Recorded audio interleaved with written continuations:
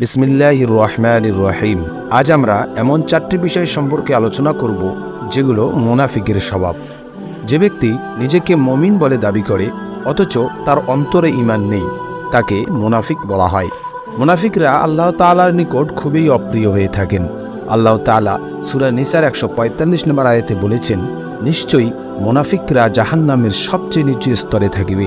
রাসূলুল্লাহ সাল্লাল্লাহু তাআলা আলাইহি ওয়াসাল্লাম বলেছেন, যার মধ্যে চারটি স্বভাব থাকিবে সে নির্ভেজাল মুনাফিক। সেই চারটি স্বভাব হলো: নাম্বার ১, তার কাছে কোনো কিছুর আমানত রাখলে খেয়ানত করে। নাম্বার ২, কথা বললে মিথ্যা বলে।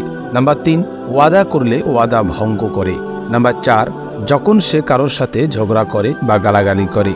এটা সহিহ হাদিসের ৩৪ নম্বর হাদিস থেকে এই হাদিসটি নেওয়া হয়েছে।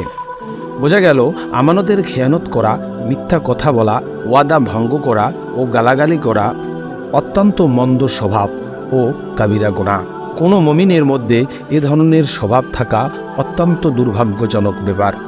মুনাফিকের প্রথম স্বভাব আমানতের খেয়ানত করা। আমানতের খেয়ানত করা কাবিরা গুনাহ। কোরআন ও হাদিসে আমানত রক্ষা করার প্রতি খুবই গুরুত্ব দেওয়া হয়েছে। সূরা নিসার ৫৮ নম্বর আয়াতে আল্লাহ তাআলা বলেছেন, নিশ্চয়ই আল্লাহ তাআলা তোমাদেরকে নির্দেশ দিচ্ছেন যে তোমরা আমানতের জিনিসসমূহ মালিকদের নিকট পৌঁছে দাও। আমানত হলো ৪ প্রকার। নাম্বার ১, কেউ কোনো জিনিস হেফাজত করার জন্য কাউকে দিলে সে জিনিসটি তার কাছে আমানত স্বরূপ রয়ে যায়। নাম্বার ২, অন্যের কোনো জমি জায়গা বা কোনো জিনিসপত্র যদি নিজের কাছে থাকে তাহলে সেটাও আমানত, মালিককে সেটা ফিরিয়ে দিতে হবে। নাম্বার ৩, স্কুল, কলেজ, অফিস, আদালত প্রভৃতি সরকারি প্রতিষ্ঠানের চাকরিজীবী ও বিভিন্ন কর্মক্ষেত্রের কর্মচারীদের উপর যে সমস্ত দায়িত্বভার থাকে তা তাদের কাছে আমানত। অতএব চাকরিজীবী ও শ্রমিকদের কাজে ফাঁকি দেওয়াটা হলো আমানতের খেয়ানতের অন্তর্ভুক্ত। নাম্বার ৪, কেউ যদি কারোর সাথে কোনো গোপন কথা বলে তবে সে কথাটা তার কাছে আমানত।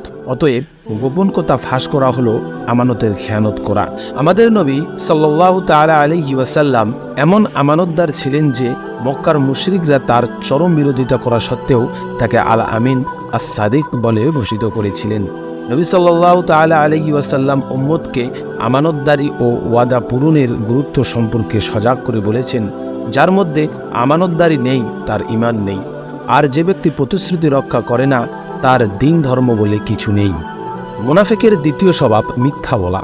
হাদিসের ভাষ্যমতে মিথ্যার ফল হলো জাহান্নাম আর সততার গন্তব্য হলো জান্নাত। আব্দুল্লাহ ইবনে আমর রাদিয়াল্লাহু তাআলা আনহু হতে বর্ণিত এক ব্যক্তি রাসূলুল্লাহ সাল্লাল্লাহু তাআলা আলাইহি ওয়াসাল্লামকে জিজ্ঞাসা করেছিলেন, জান্নাতে যাওয়ার আমল কি? নবীজি তাকে বলেছিলেন, সততা। কোনো বান্দা যখন সত্যবাদী হয় তখন তার সৎ কাজ করার তৌফিক হয়, আর যখন কেউ সৎ কাজ করে তখন সে হয় প্রকৃত মুমিন, আর যখন কেউ মুমিন হয়ে যায় তখন সে হয় জান্নাতি। নবীজির একথা শুনে সাহাবী পুনরায় জিজ্ঞাসা করলেন, ইয়া রাসূলুল্লাহ, কি করলে মানুষ জাহান্নামে যায়? নবীজি বললেন, মিথ্যা বললে। মানুষ যখন মিথ্যা কথা বলে তখন সে পাপে লিপ্ত হয়, আর পাপ মানুষকে কুফরি কাজে ধাবিত করে, আর কুফরি কাজ মানুষকে জাহান্নামে নিয়ে যায়। মুনাফিকের তৃতীয় স্বভাব অঙ্গীকার ভঙ্গ করা। অঙ্গীকার ভঙ্গ করা মুনাফিকের মস্ত বড় স্বভাব, আর এটা মস্ত বড় কাবিরা গুনাহ। অতএব ঈমানদারের কাজ হলো সে কখনো অঙ্গীকার করলে পূর্ণ করবে, কথা দিলে কথা রক্ষা করবে। এটা নবী সাল্লাল্লাহু তাআলা আলাইহি ওয়াসাল্লামের খুব সুন্দর একটি আদর্শ। কোরআন মাজিদে বহু জায়গায় আল্লাহ তাআলা অঙ্গীকার রক্ষা করার নির্দেশ দিয়েছেন। যেমন সূরা মাইদার প্রথম আয়াতে আল্লাহ তাআলা বলেন, হে মুমিনগণ, তোমরা অঙ্গীকার সমূহ পূর্ণ করো। লক্ষ্য করুন, এই আয়াতের শুরুতে আল্লাহ ইয়া আইয়ুহাল্লাযীনা আমানু নিজের মুমিন বান্দাকে সম্বোধন করে অঙ্গীকার পূর্ণ করার নির্দেশ দিয়েছে। এর দ্বারা আল্লাহ তাআলা ইঙ্গিত দিয়েছেন যে অঙ্গীকার পূর্ণ করা ঈমানের দাবি, আর অঙ্গীকার ভঙ্গ করা মুনাফিকের কাজ। এজন্যই রাসূলুল্লাহ সাল্লাল্লাহু তাআলা আলাইহি ওয়াসাল্লাম বলেছেন, যে ব্যক্তি অঙ্গীকার রক্ষা করে না তার মধ্যে দিন ধর্ম বলে কিছুই নেই। মুনাফিকের চতুর্থ স্বভাব গালাগালি করা। ঝগড়া বিবাদ বা রাগের সময় গালিগালাজ করা মুনাফিকের স্বভাব। গালিগালাজ করা কাবিরা গুনাহ। কিন্তু আফসোসের বিষয় যে আমরা অনেকেই বেমালুম গালিগালাজ করে থাকি।